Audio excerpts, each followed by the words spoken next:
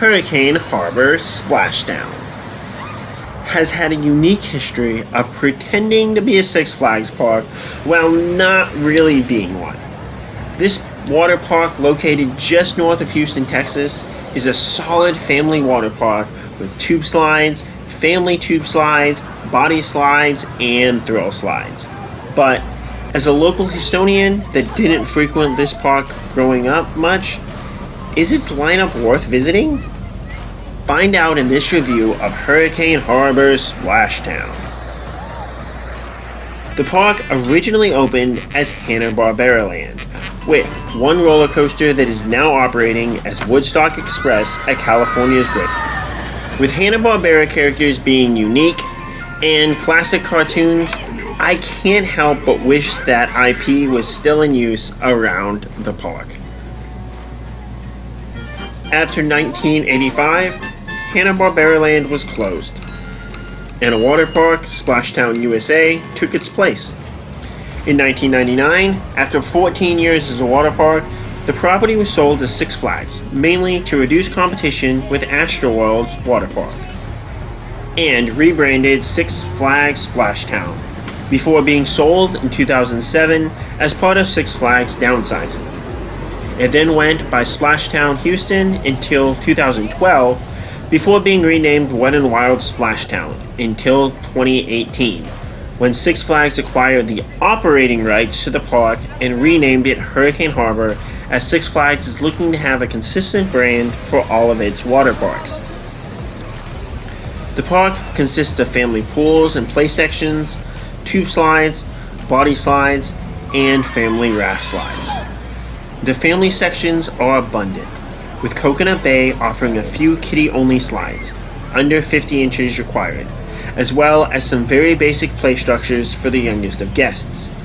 There are also a large amount of tables here, so families with young children can set up to enjoy this area. The treehouse offers a bit more as a jungle gym with small slides, but is still meant for children. Blue Lagoon is nicely located near the front of the park and has a few balancing activities for kids, whereas adults can stay in the water and observe the area. This is connected to Hurricane Bay, the large wave pool that faces a stage. Though I didn't see the stage in use, nor did I see the waves happening too much when I passed by this crowded pool. There is also a nicely shaded lazy river, Paradise River, though there aren't any tubes for this lazy river. Maybe they want you to rent a tube for this, though a tube rental is not necessary for any of the slides.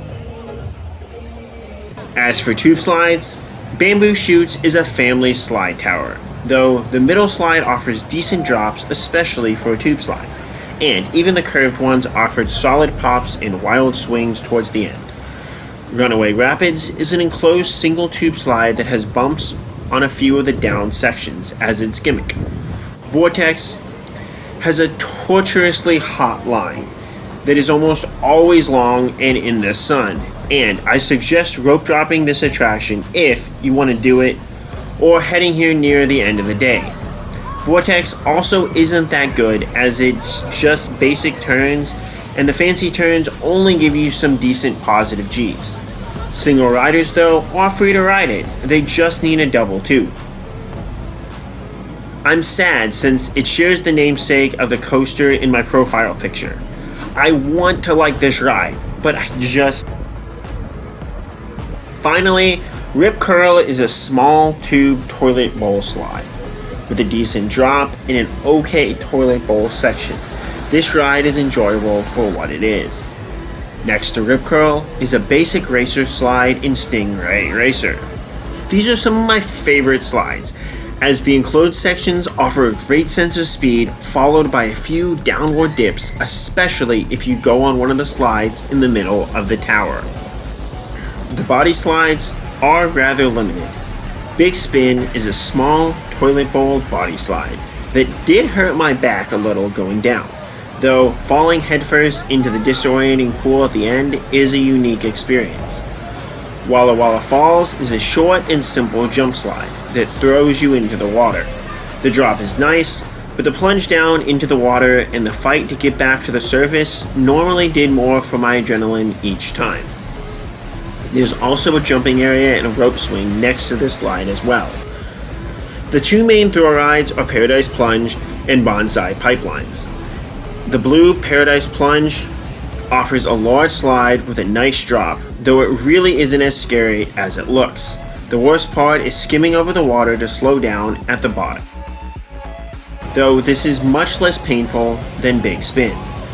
If you want to go on these, stay to the right and let people know, as much of the weight on the tower will be for the drop slide. Bonsai Pipelines are 2 drop slides, though the shorter drop purple side has been closed since 2018.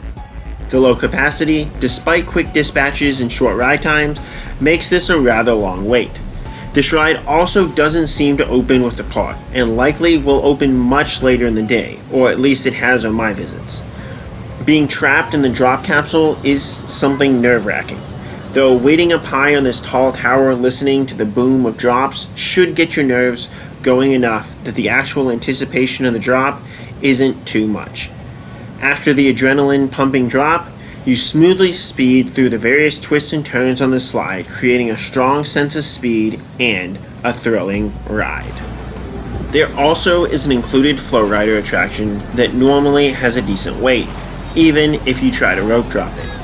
This is fun to watch, but likely is only worthwhile if you already have skills, are local visiting the park many times, or there's no wait and you can just keep practicing. Next, there are 3 family raft slides. For single riders, these do require pairs of either 2 or 4. Wahoo Wave will check this at the bottom when you pick up your raft, but the others will only check this at the top of the slide tower. Single riders are not banned per se, but you will have to team up with an odd group, either another single rider, a group of 3, or a group of 5. On my visit, I was able to do this seamlessly for all 3 slides, so just look for non-paired up groups in line, or wait near the base of the tower for a group of 3 to show up and tag along with them. Wahoo Wave is the best of these, as it offers a nice drop and good weightlessness on the halfpipe. It also seems to have a relatively short line that you can easily monitor throughout the park. Big Kahuna offers a milder family slide, though there's decent pops on the drops in the dark sections of the slide, which just seems a little bit unnecessary considering this is targeted towards families with young kids. Finally, Tornado offers a beautiful looking slide with a solid drop, a nice peak, and some wild rocking back and forth within the Tornado funnel. The walking paths and queue lines are really hot with the sun, and I strongly suggest wearing some type of swim shoes or plastic sandals. You can wear these on any of the tube slides, but will need to hold them in your hand for any of the body slides, which is a slight inconvenience, but is well worth the comfort of protecting your feet. Similarly, hats, glasses, and cotton t-shirts will be required to be held on all body slides. Operations at this park were okay. Slides operators seemed relaxed at times, though they were more focused on bigger slides and or if they were dispatching a young child. It just felt strange to get into the start of the slide by myself and wait for them to say go from far away. With low capacity on many slides, lines seemed to crawl at points, though most were only a 20 to 30 minute wait. Bonsai Pipeline only opened later in the day for me, and likely is a staffing issue as to why it doesn't open with the park. As for food, you can use or buy Six Flags Unlimited soda cups at the park, though without straws in the 2023 season, these are really hard to drink out of. There is a McDonald's within walking distance of the park that you can hop over for a quick bite to eat, as well as a passable and decent Tex-Mex restaurant right next to the park. Passable and decent might not seem like high praise, but I can't say that about any Mexican-style restaurant that I've been to outside of the Houston area. Souvenirs, such as shirts and shoes, seemed reasonably priced at around $15 to $20 a piece, and you should get a larger discount with your Six Flags Season Pass. Lockers are located in a few sections throughout the park and start at $14, which seems reasonable. With the many chairs and tables, most groups simply left their stuff lying around. sometimes with someone to watch over their stuff and sometimes not. You can also easily go out to your car to rest and or put stuff inside of it throughout the day, so that can be used instead of lockers as well. As for ticket options, day tickets look to be $30 plus all the taxes and fees, which would include a $10 online convenience fee, as do all ticket options for Six Flags nowadays. Alternatively, a Gold Pass should be about $55 plus fees and offers parking and unlimited visits throughout Labor Day. Which, since the park isn't open much past then, this is a fine cheap option. Platinum costs around $80, but does include the nearby Six Flags Fiesta Texas in San Antonio. For those wishing to visit more Six Flags theme parks, one might consider the Six Flags Plus, as it is considerably cheaper at only $8.99 a month if you purchase this here at Hurricane Harbor Splashtown, like I did. This will get you into all the Six Flags parks for only about $126 after taxes and fees for a 12-month subscription. Given Six Flags' new structure of upcharging access to all their parks, this is probably one of the cheapest ways to do this while also offering 12 consecutive months. So if you purchase a Six Flags Plus in July, it will be good through June of the next year, and then renew month to month after that. A great way to get 2 summers out of a single pass.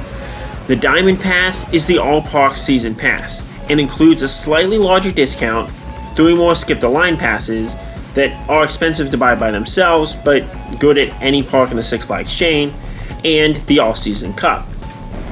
If it is earlier in the year, you may want the all-season drinking cup anyways. And this might be the way to go, as it is slightly cheaper here than other parks at only about $140 plus fees. Rope dropping isn't too much of a priority, as people will trickle in for the first hour. Noticeably, there are no restrooms or lockers in the holding area, but there are restrooms just outside of the ticket gates.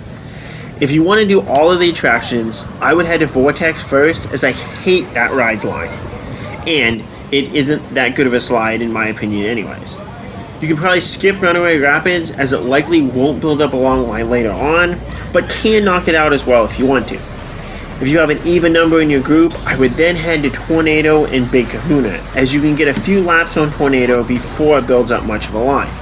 Then you can go over to Big Spin and Bamboo Shoots to knock these out. Depending on how many laps you did on Tornado, there might be small lines building up on these attractions by the time you reach them. Then I would head over to Rip Curl and Stingray Racer, as their isolated location should make them slower at building up a line. Then work around to Walla Walla Falls, Wahoo Wave, Bonsai Pipeline, and Paradise Plunge if they're open, as they normally don't open with the park, and Flow Rider. Flow Rider isn't worth wasting your rope drop on, as people with skill will likely head there first thing to practice anyways. Overall, how good is Hurricane Harbor Splashtown? This is a decent family water park that offers a nice mix of slides for families. It is lacking in a few major thrill slides, but has an enjoyable enough lineup that anyone should be happy spending a day here.